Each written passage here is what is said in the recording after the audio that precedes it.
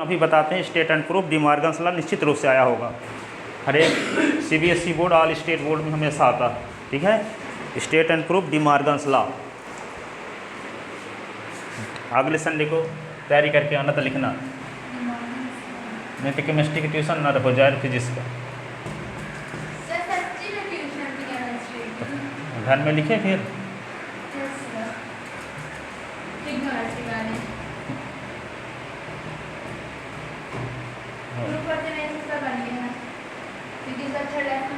वहाँ क्यों नहीं बोलते कि मैथ का ट्यूशन है इसलिए नहीं आएंगे, यहाँ क्यों बोलते हो?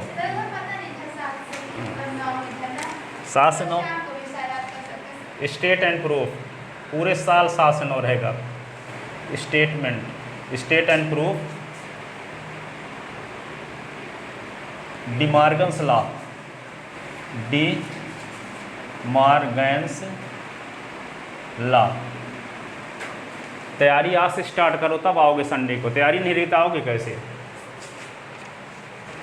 यही सोचो कि कोई ऐसा रीजन मिल जाए ज़बरदस्त ताकि जाना ना पड़े, ये सोचते न रहोगे हमेशा तो मिल जाएगा। आप कैसे आ जाएंगे?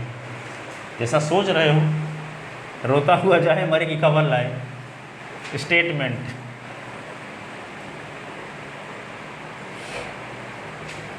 स्टेटमेंट क्या है? If A and B are subset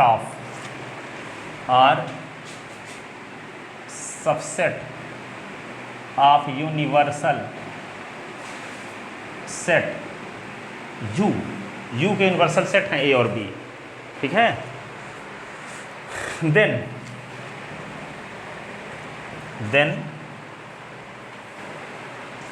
A intersection number first A intersection B का complement is equal to A का कॉम्प्लीमेंट यूनियन B का कॉम्प्लीमेंट। ये इस पर क्वेश्चन बताए थे, आप प्रूफ अब बता रहे हैं। दूसरा A यूनियन B का होल कॉम्प्लीमेंट बराबर A का कॉम्प्लीमेंट इंटरसेक्शन B का कॉम्प्लीमेंट। ऑल स्टेट बोर्ड में क्वेश्चन आता है और सीबीएसई बोर्ड में भी हमेशा आता है प्रूफ करने के लिए। बहुत फेमस क्वेश्चन है, जब तक पढ़ोगे तब तक पीछा नहीं छोड़ेगा। हर एक क्लास में, बीएससी सेकंड ईयर में भी, first year second year final, MSc previous final सब में लगता है, प्रूफ यहाँ होता है। ठीक है ना? तब कहेंगे कि यार हम ही क्लास में पढ़ चुके हैं, तो अभी जब पढ़ के आ चुके हैं तो यहाँ पर देखो प्रूफ करके दिखाते हैं। यहाँ पे ये ए और बी दो क्या हैं? यूनिवर्सल सेट के सबसेट हैं, ठीक है। तो ए यूनियन बी का कॉम्प्लीमेंट, ए का कॉम्प्लीमेंट यूनियन बी का कॉम्प्लीमेंट, ये प्रूफ करना है, ठीक है। दिए तो क्वेश्चन है, दिए थे ये क्वेश्चन दिए थे, इस पर आधारित हम फार्मूला प्रूफ कर रहे हैं यहाँ, ठीक है। इस पर आधारित क्वेश्चन दिए थे जो एनसीईआरटी में है, ठीक है। अब देखो दो सेट को इक्वल प्रूफ करने का तरीका क्या बताए थे आपको, पहली बार इस प्रकार का क्वेश्चन सुन रहे हो आप, ठीक है। जैसे A इक्वल B प्रूफ करना है तो आप ये दिखा दो A subset B and B subset A, तो क्या होगा? A इक्वल B हो जाएगा। जैसे मान लो A के एलिमेंट है क्या 1 2 3 और B के एलिमेंट क्या है 3 2 1, ऐसे। तो देखो A के पूरे एलिमेंट B में कंटेन है कि नहीं? A के पूरे एलिमेंट B में है तो A is subset of B, अब B के पूरे एलिमेंट A में है तो B is subset of A। जब A is subset of B, B is subset of A, तो फ्रॉम फर्स्ट एंड सेकंड क्या लिख देते हैं? From first and second A is equal to B, यही ना। जब एक दूसरे के सबसेट दिखा देते हैं तो क्या होता है? दोनों इक्वल सेट होते हैं। क्या होते हैं? दोनों इक्वल सेट, ठीक है। तो हमको ये दिखाना पड़ेगा कि ये सबसेट है इसका और ये सबसेट है इसका, तो दोनों इक्वल सेट हो जाएंगे। तो यहाँ पे ये सबसेट A सबसेट भी दिखाने का क्या तरीका है? A सबसेट भी दिखाने का क्या तरीका है? A का कोई आर्बिट्रेरी एलिमेंट लो, A का कोई आर्बिट्रेरी एलिमेंट लो। जैसे मान लो गांव में खिचड़ी जब बनाते हैं चूल्हे से, ठीक है ना, तो वहाँ पे खिचड़ी का एक दाना ले करके चेक करते हैं कि पक गया कि नहीं। यदि उसमें पका हुआ है तो ये डिसीजन दे देते हैं कि सभी खिचड़ी पक गई, इसका मतलब क्या हुआ? सभी दाना पके हुए हैं। चेक कहाँ से किए? एक से, ठीक है। तो इस सेट का कोई आर्बिट्रेरी एलिमेंट अपनी इच्छा एक एलिमेंट लेते हैं और वे एलिमेंट को दिखा देंगे कि यदि एक्स बिलोंग इन बी, यदि हम ये दिखाने में कामयाब हो गए एक्स बिलोंग इन बी, तो एक्स आर्बिट्रेरी एलिमेंट ना लिए थे और वह एलिमेंट बी में भी चला गया, इसका अर्थ ये हुआ ए के सभी एलिमेंट बी में हैं, ए के सभी एलिमेंट बी में हैं, ए के सभी एलिमेंट बी में हैं। तो हमारा मकसद यही रहेगा कि इस सेट का कोई आर्बिट्रेरी एलिमेंट लेंगे और उसको दिखाएंगे कि वह एलिमेंट इसमें भी कंटेन है। इसका मतलब ये सबसेट है इसका, ठीक है। अब हम बी का कोई आर्बिट्रेरी एलिमेंट लेंगे, B belong in S belong in B, और ये दिखाएंगे कि वह एलिमेंट ए में है कि नहीं है। यदि दिखाने में कामयाब हो गए, इसका अर्थ ये हुआ कि यहाँ बी के सभी एलिमेंट ए में कंटेन है। और जब बी के सभी एलिमेंट ए में कंटेन है तो क्या लिख देंगे, बी सबसेट ए। क्या बोले, पहले सेट का कोई आर्बिट्रेरी एलिमेंट लेंगे और उस एलिमेंट को दिखाएंगे कि दूसरे सेट में कंटेन है। इसका मतलब ये हो जाएगा कि पहले सेट के सभी एलिमेंट भी दूसरे सेट में कंटेन है। इसका मतलब पहला सेट सबसेट है दूसरे का, ठीक है। क्या बोले, ए का कोई आर्बिट्रेरी एलिमेंट लेंगे और उसको दिखाएंगे कि वो एलिमेंट दूसरे सेट में भी कंटेन है। तो पहला सेट सबसेट हो जाएगा दूसरे सेट का। फिर हम क्या लेंगे, दूसरे सेट का कोई आर्बिट्रेरी एलिमेंट लेंगे। आर्बिट्रेरी एलिमेंट अपनी इच्छा से एक एलिमेंट उठा लिए, मनमाना। इसीलिए तो हमको खिचड़ी वाला एग्जाम्पल दिए, क्या एक ठो अपनी इच्छे से न उठाओगे कि उसको कोई पर्टिकुलर नाम वाला उठाओगे, चावल क्रमांक 1, चावल क्रमांक 2। सो फॉलो,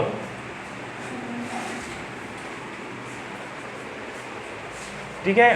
तो यहाँ पे ए सबसेट बी दिखाने, ए दो सेट को इक्वल सेट दिखाने का क्या तरीका है, A is equal to B prove करना हो तो ए सबसेट बी दिखाओ और बी सबसेट ए दिखाओ, ठीक है। चलो अब सुनो अच्छे से कि ए इज इक्वल टू बी यदि प्रूव करना है तो क्या प्रूव करते हैं, ए सबसेट बी दिखाते हैं और बी सबसेट ए दिखाते हैं। अब ए सबसेट बी दिखाने का क्या तरीका है, ठीक है। तो S belong in A, S का कोई अपनी इच्छा से एक एलिमेंट लें और उसको दिखा दें कि वो एलिमेंट दूसरे में भी कंटेन है। तो इसका अर्थ ये हो जाता है ए के ऑल एलिमेंट बी में कंटेन है। और फिर हम बी का कोई आर्बिट्रेरी एलिमेंट ले, आर्बिट्रेरी एलिमेंट अपनी इच्छा से लिया गया एलिमेंट, ठीक है। जैसे अभी एग्जाम्पल बताया आपको, गांव में, आप गांव के तो आप भी होंगे, जैसे गांव में जब खिचड़ी में चूल्हे से खिचड़ी पकाते हैं ना, तो चावल का एक दाना लेके चेक करते हैं कि पक गया कि नहीं। यदि पक गया तो ये कहते हैं खिचड़ी पक गई, ठीक है ना। तो उसी प्रकार यहाँ पे ए का कोई आर्बिट्रेरी एलिमेंट लेंगे और ये दिखाएंगे कि वो एलिमेंट दूसरे सेट में भी है। यदि वे आर्बिट्रेरी एलिमेंट दूसरे सेट में चला गया, इसका अर्थ ये हुआ कि ए के सब एलिमेंट बी में कंटेन है। और जब ए के सब एलिमेंट बी में कंटेन है, पूरे दाना चेक थोड़ी करते हैं, एक दाना से ही चेक कर लेते हैं खिचड़ी पकी है कि नहीं, कि पूरे दाने को चेक करेंगे। तो इसका सेट एक आर्बिट्रेरी एलिमेंट लेकर, आर्बिट्रेरी अपनी इच्छा से लिया गया एक एलिमेंट, और वे एलिमेंट दूसरे सेट में यदि बिलोंग कर गया, तो इसका मतलब पहले सेट के पूरे एलिमेंट दूसरे में कंटेन है, दूसरे सेट में। तो जब पहले सेट के पूरे एलिमेंट दूसरे में कंटेन है तो पहला सेट क्या हो जाता है, सबसेट दूसरे का। फिर हम इसका कोई आर्बिट्रेरी एलिमेंट लेंगे और ये दिखाएंगे कि वह दूसरे में कंटेन है, ठीक है। अब इसके लिए यही हमारा मकसद रहेगा। अब जैसे मान लो, अब ये जानते हो कि ये यूनिवर्सल सेट है, तो इसके एलिमेंट मान लो 1 2 3 4 5 6 7 8 9 10, 9 है इतना। और ए बराबर क्या है, 2 4 6 8, 2 4 6 8 है, ठीक है। तो यहाँ पे देखते हैं कि ये 2 बिलोंग इन, एक 1 belong in A, 1 does not belongs to A है ना। 1 ए का मेंबर है क्या, सेट ए का एलिमेंट नहीं है 1, ठीक है। इसका मतलब 1 किसका एलिमेंट हुआ, ए के कॉम्प्लीमेंट का। ए का कॉम्प्लीमेंट निकालेंगे तो क्या आएगा, 1 3 5 7 9, 1 3 5 7 9, ठीक है ना। तो यहाँ पे यदि 1 ए का एलिमेंट, कुछ पॉइंट है जिसकी ज़रूरत यहाँ पड़ेगी, वो हम डायरेक्ट लिख देंगे, ठीक है। तो ये स्टेप समझे रहो पहले। ये यूनिवर्सल सेट है और ये ए है सेट। तो ए सेट का कोई एलिमेंट यदि नहीं है, यदि ए 1 एलिमेंट ए का नहीं है, तो निश्चित रूप से 1 किसका एलिमेंट होगा, ए के कॉम्प्लीमेंट का एलिमेंट होगा, ए के कॉम्प्लीमेंट का एलिमेंट होगा, ठीक है। जैसे एमपी का कॉम्प्लीमेंट क्या होगा, एमपी को छोड़कर पूरा इंडिया, ठीक है। तो यहाँ पे यूनिवर्सल सेट में कोई बिलोंग करता है, तो जैसे मान लेते हैं कि कोई एलिमेंट वो इंडिया का तो है लेकिन वो एमपी में नहीं है, एमपी में नहीं है, तो इसका मतलब क्या है, एमपी को छोड़कर किसी अदर स्टेट में होगा कि नहीं। तो यहाँ पे वही बोल रहे हैं कि ये एक 1 एलिमेंट है, या ए एमपी है मान लो, ये इंडिया है, यू क्या है इंडिया, ए क्या है एमपी। तो यहाँ पे 1 बिलोंग इन 1 ए का एलिमेंट जब नहीं है, 1 एक एलिमेंट नहीं है, तो 1 किसका एलिमेंट होगा? एमपी को छोड़कर शेष इंडिया का। तो एमपी को छोड़कर शेष इंडिया को कहते क्या हैं? ए का कॉम्प्लीमेंट। क्या कहते हैं? ए का कॉम्प्लीमेंट। तो यदि 1 बिलोंग इन 1 ए को बिलोंग नहीं करता, 1 ए को बिलोंग नहीं करता, तो किसको बिलोंग करेगा? 1 ए के कॉम्प्लीमेंट को बिलोंग करेगा। ठीक है, ए के कॉम्प्लीमेंट को बिलोंग करेगा। यहाँ पे लिखे देते हैं if 1 does not belongs to A, तो इम्प्लाइज 1 बिलोंग इन ए का कॉम्प्लीमेंट। ठीक है, आइए यदि मान लेते हैं कि 1 बिलोंग इन ए, जैसे 2 बिलोंग इन ए, 2 ए का एलिमेंट है, तो 2 does not belongs to A का कॉम्प्लीमेंट। ए का कॉम्प्लीमेंट ये, ऐसे हम लिखा करेंगे। जब 1 बिलोंग इन ए, तो 1 does not belongs to A, तो 1 बिलोंग्स टू ए कॉम्प्लीमेंट, और 2 बिलोंग इन ए, तो 2 does not belongs to A का कॉम्प्लीमेंट। इस बात को ध्यान रखना। ठीक है, दूसरा स्टेटमेंट ये आएगा कि x belong in A union B, तो आगे वाला स्टेप इसका ये होता है क्या? x belong in A or, x belong in B. और तीसरा स्टेटमेंट ये है कि यदि x belong in A intersection B है, तो हम ये लिख दिया करेंगे क्या? x belong in A and, और x बिलोंग इन बी। ठीक है, यूनियन रहेगा तो आर यहाँ लिखा करेंगे, और इंटरसेक्शन रहेगा तो क्या लिखेंगे? एंड। यदि x ए में है और x बी में भी है, तब इंटरसेक्शन में होगा। और x यदि ए यूनियन बी में है, तो x ए और बी में से किसी एक में अवश्य होगा, चाहे ए में हो चाहे बी में हो। ठीक है, तो जब यहाँ पे यूनियन रहेगा तो यहाँ आर लिखा करेंगे। ठीक है, और जब यहाँ इंटरसेक्शन रहेगा तो क्या लिखा करेंगे? एंड लिखा करेंगे जनरली। ठीक है, x बिलोंग इन, यदि ए यूनियन बी, तो x belong in A or, s belong in B. ठीक है, अब यहाँ पे कहीं पे लिखा है s बिलोंग इन ए, तो क्या लिखेंगे? s does not belongs to A का कॉम्प्लीमेंट। यदि s बिलोंग इन ए का कॉम्प्लीमेंट, तो क्या लिखेंगे? s does not belongs to A. ठीक है, समझ गए? या कि s does not belongs to A का complement, s belong in A. ठीक है, ऐसा लिखा जा सकता है। तो आपको प्रूव करना है कि ये सेट और ये सेट इक्वल सेट हैं। तो इस दोनों सेट को इक्वल सेट प्रूव करने के लिए क्या दिखाना जरूरी है? एक दूसरे के सबसेट दिखा दें।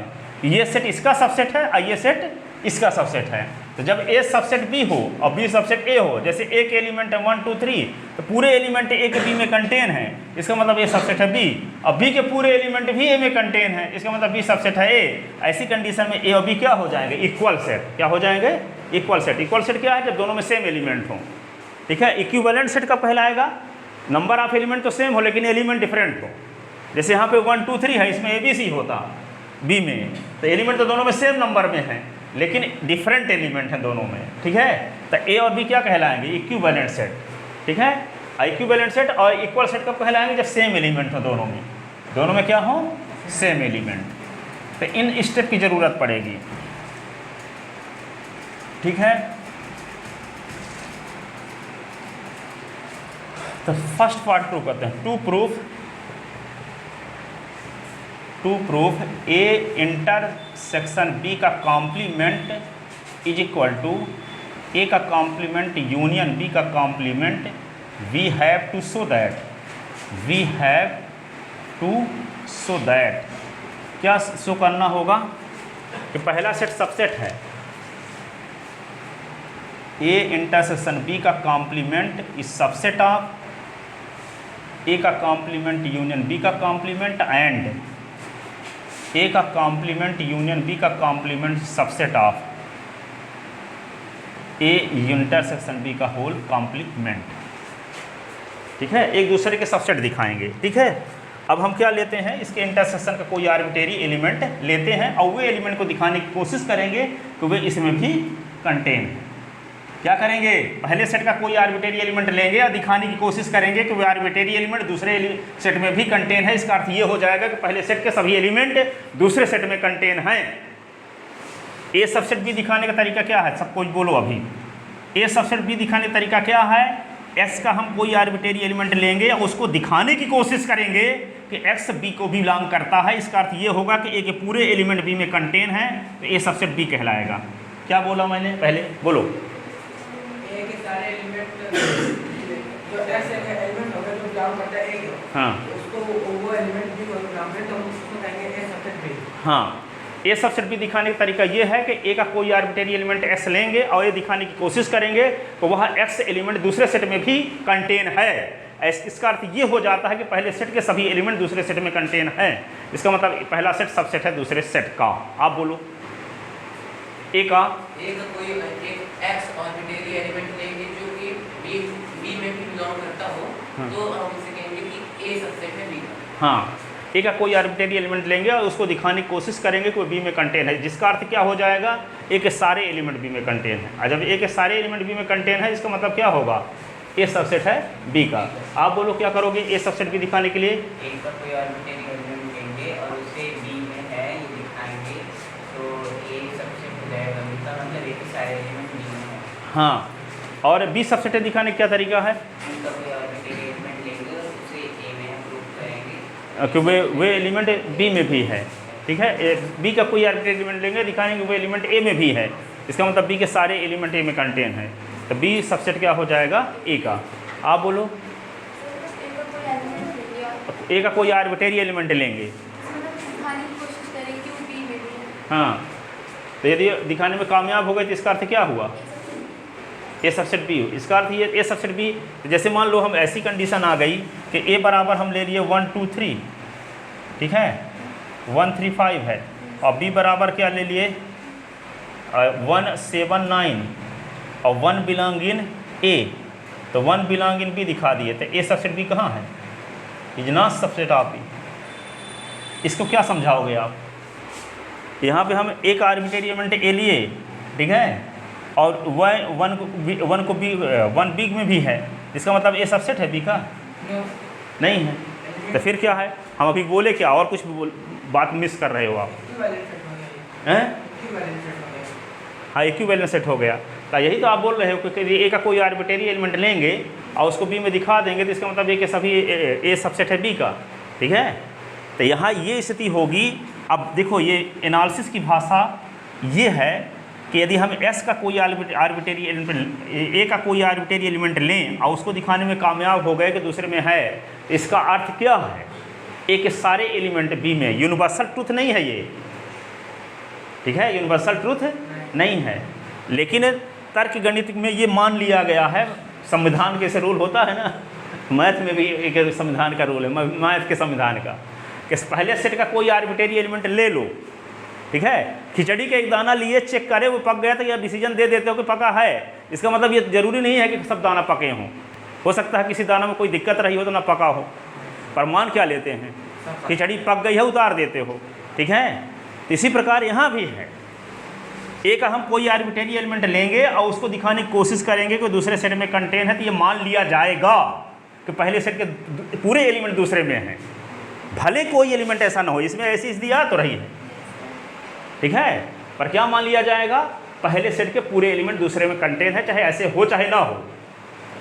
ठीक है, ये हम नहीं बोल रहे हैं, पूरा विश्व कहता है, उनकी बात मैं आपको पहली बार बता रहा हूँ।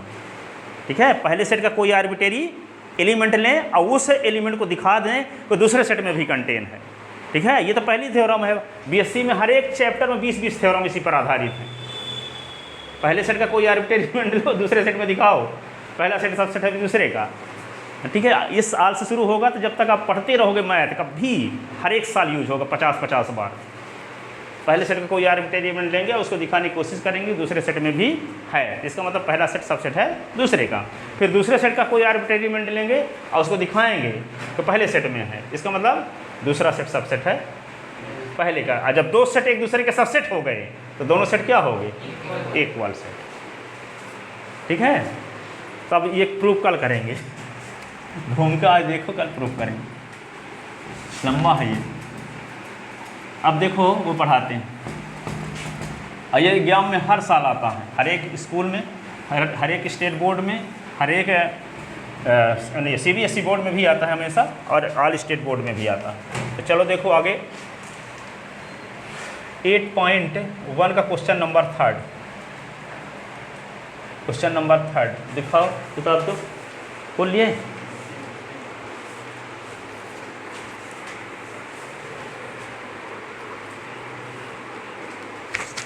क्वेश्चन नंबर 3 क्या था? ये एक्सपैंड